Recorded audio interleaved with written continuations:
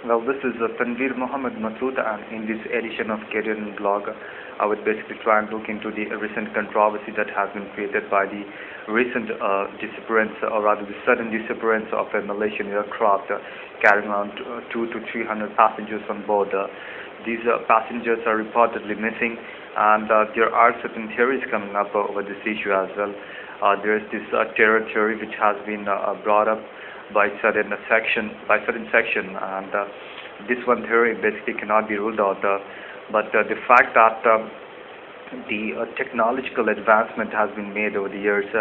there is this radar system which the ground staff or the people who basically monitor the aircraft and the pilots who basically try to coordinate with the ground staff people. They are basically the people who can be relied on,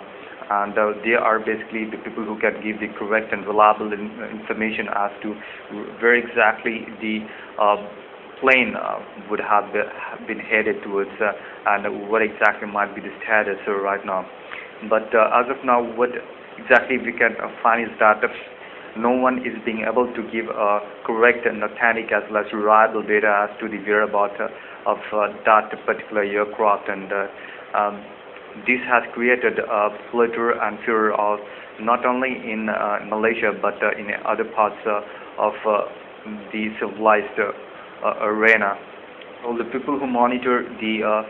flight, or people who basically try to coordinate with the pilots on board, are basically the one, as I said, can give the reliable information. But since they have also lost the touch of, rather lost contact with the pilots on board, it basically appears that probably the flight or the aircraft might have headed towards such a zone where the radar system cannot work properly. This might be another theory which can be basically cannot be ruled out whatsoever. The radar system basically which controls the pilot, or rather tries to keep in touch with the pilot on board, basically is one such instrument which can help to identify where exactly the plane might have been headed towards. But since this system is not working, it appears that the plane might have headed towards such a zone or area wherein this radar facility cannot work.